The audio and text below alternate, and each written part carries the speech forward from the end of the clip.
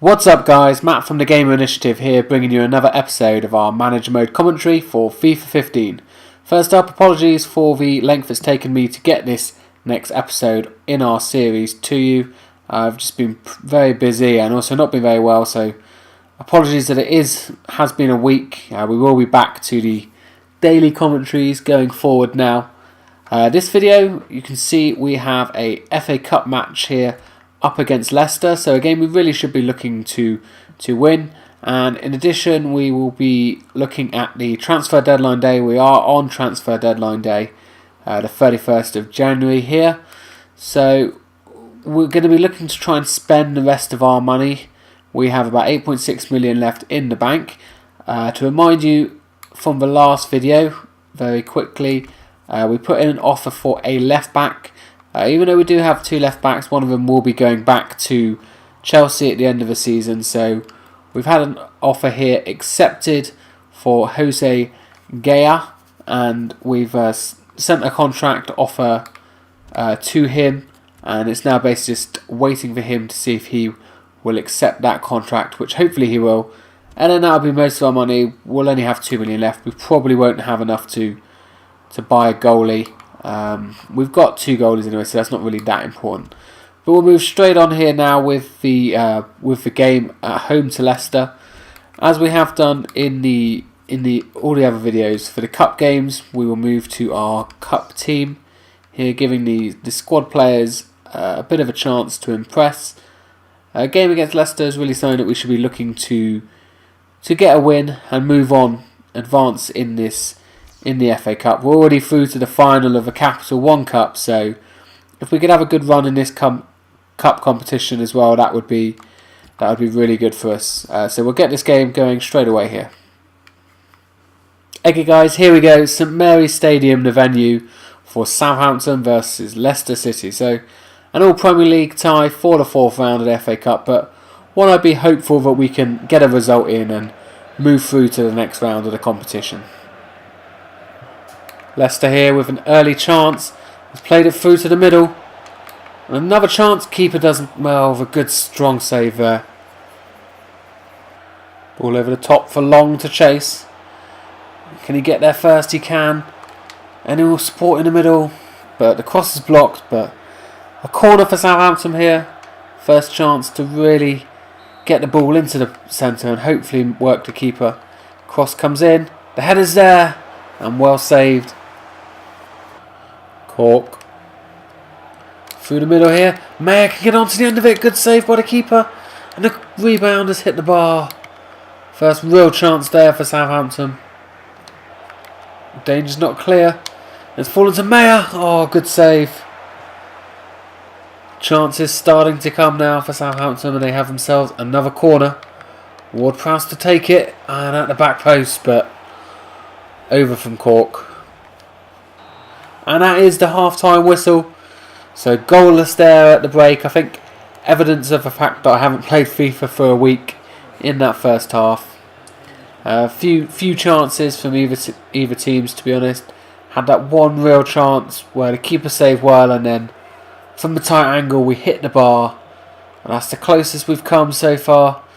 And coming up in this second half, we're going to just have to be a little bit better if we want to advance through to the next stage of this competition. Long. He's found Mayer through the middle here. Oh, and the touch just takes it away. Ward-Prowse here with a free kick for Southampton. It's quite a long way out. Gets it up and over the wall. And it's in. That's a great finish from Ward-Prowse. He did that very similar in the last game, I believe. And once again, the set piece does the keeper. Maybe question marks. Should he get over a little quicker? It has gone in low. From the replay, we'll be able to tell here whether the keeper should do better. I think really he should do, but I don't mind either way. The breakthrough now, and 1-0 to Southampton. Bertrand round the corner to Mayer. Kishner down the wing. The cross towards the back post, and it's a corner for Southampton. Looking to hit them with a quick second goal.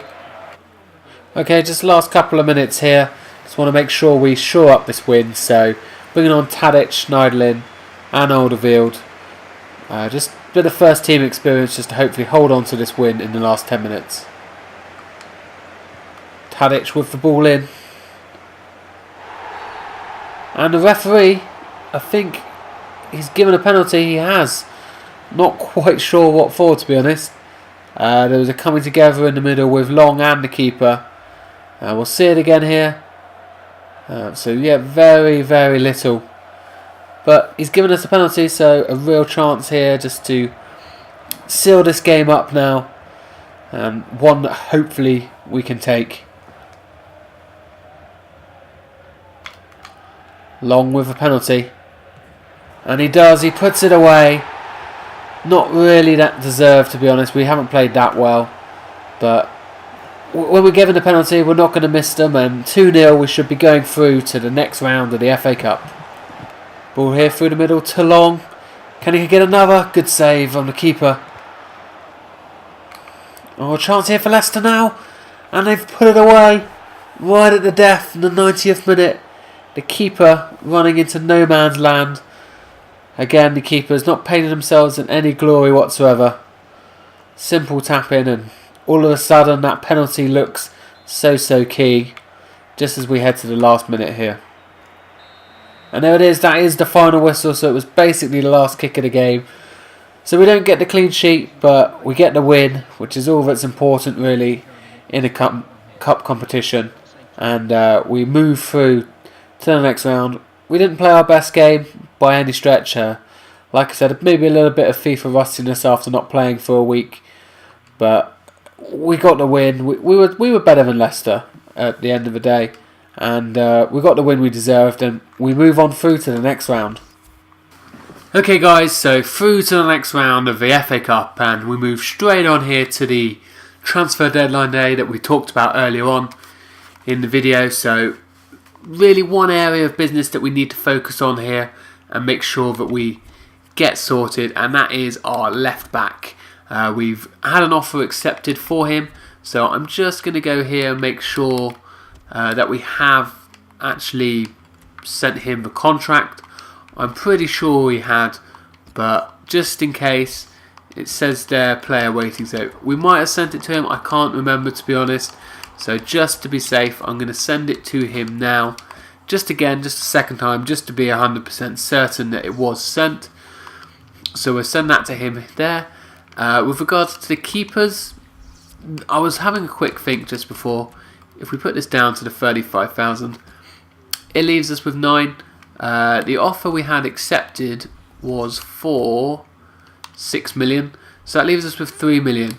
Now, we don't really need to sign a keeper, to be honest, because we already have 2 keepers. But if we look at the stats down here,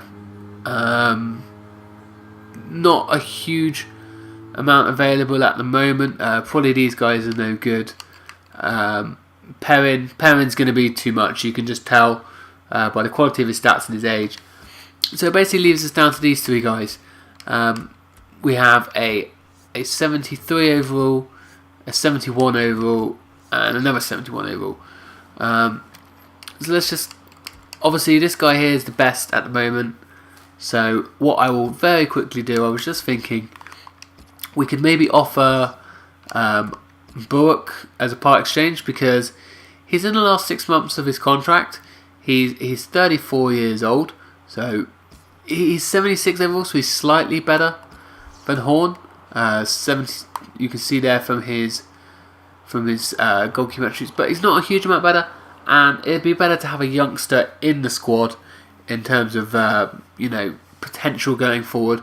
I mean, Burke's not going to be playing for the next 5-6 years because it's Forster that's in goal, and by that time we then maybe can make a youngster become better and eventually take over Forster's role. I'm not necessarily saying I'm going to play for 6 or 7 years, but as a manager you always have to be looking towards the future, and this is the kind of deal that would make sense if we could get it to go through. So we could maybe stretch to 3 million and Burke, because that would then, because obviously effectively his contract would be covered by Burke's contract. If we look here, Burke, can you find out his contract from here? You can't, but I'm sure it would cover it anyway. So we'll send that offer to him anyway. See if that goes through. If it doesn't, our next choice, having a quick look here, you want diving positioning. So diving better. This guy's got much better reflexes. So offer 2, I would, and because he's younger, I'd probably lean on this guy here. Scuff it. So I will approach this one and put in the same offer. Like I said, if it doesn't go through, it's not the end of the world. It's not really that big a deal. We don't have to do it. It's just we have the money. So if we can bring in a youngster as kind of like an understudy to Forster, then why not? So we're going to simulate through here the transfer deadline day. Like I said, just really focusing on getting that left back in. That's the main area we need to strengthen. Obviously, being prepared now for the inevitable loss of Bertrand at the end of the summer. So there we go. Both of them have said no. 3.7, which I don't think we could do because we'd have 3.2. So doesn't look like that's going to go through. Just out of interest, I will send them both back with the 3.2. But that is really the most we can go with. If they accept it, they accept it. But the only reason I'm really doing this is because I think I mentioned it in a previous video. From my previous experiences in FIFA, you lose the money if you don't spend it. So we might as well try and spend it in a slightly productive way.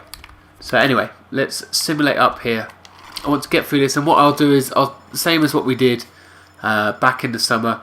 When we get to 1 hour left, I will go through all the deals to show you who's been doing what. So there you go. Gaia has accepted the deal, which is obviously really good. We bring in a good young promising left back, so we've got now 3 at the moment, very good left backs, but come the summer we'll still have those 2 left backs, so that's good. Not really too worried either way about these 2 keepers, but there you go. Udinese, they are willing to work a deal with us for Boruc. So there you go. You see now we have remaining wage budget of 26 grand because that Boruc is 25 grand. So there you go. We're also looking at his contract here. We can say we'll double your money, and you're going to be a squad rotation, but you double your money, and we're still saving money on the wage budget. So it's good around, good finance, and okay, he's not quite as good as Boruc, but he's not that much worse, and he's not going to be our first choice keeper. And with him being younger, he will get better. So there you go. There's the other one there. Cole there, sticking to their guns. So looks like it will be Scuff It if it is anyone. We're gonna be running out of time though. He needs to accept the contract, and he's not accepting it. So if he declines it, we're gonna run out of time here. Let's have a look. What does it say? Okay, so he's accepted the contract, so right in the nick of time. Very much part of the drama of deadline day. Inside the final hour, Simeone Scuffet is becoming the newest member of Southampton Football Club. A young goalkeeper, like I said, coming in as the backup. So just helps us kind of in the future. So just very quickly before I advance along this final hour, going to go through the Premier League clubs and see what the big deals have been. So you can see there already, Arsenal haven't really done any business. Not really any surprise there. Villa, they haven't done any business. Burnley have brought in Jensen for 2.2. Chelsea, they've made no moves. Palace have made no moves. Everton have made. So as you can see, most people not really making any moves. Leicester brought Hessel in on a free transfer. Liverpool have done nothing. City have done nothing. So there's the big deal. There's it. You can already see it in the top right corner there. For 30.5 million for Pjiznak. That's a pretty good deal. Obviously pretty big for Man United as well. So they're the big spenders. Yoshida's obviously gone to Newcastle. We knew about that. QPR making a few additions there. Obviously they took Miyuka from us and a couple of other players as well. No real money. There's our movement. You can see we're the busiest of the transfer window once again. Spurs, Stoke, Sunderland, Swansea, West Brom, and there you go. The other big spenders are West Ham, bringing in Cedric, Hutchinson and Itura for a total of 9.2. So not really anything hugely interesting going on in January in the Premier League. We can see here the top deals, as they call them. Pijnak, as we talked about, Rodriguez has gone from Wolfsburg, and Redmond from Norwich has gone for 6.5 to Paris Saint-Germain. So a little bit disappointing, to be honest, that teams aren't making more moves. This was an issue in the last FIFA as well. I noticed that the AI clubs don't seem to do that much business, and it appears to be something that EA haven't yet fixed in this game either. So it's a bit disappointing. You know, someone like Chelsea, you'd have thought they're 3 points behind Southampton at this moment in time. They've got to go out and probably spend big to make sure they win the league. You know, City at the moment sitting outside the European places, maybe go and spend big to make sure they make it into Europe. Those sort of things in real life would happen, and it's a bit disappointing that they haven't in this game, but oh well, that's maybe something for EA to work on for next year.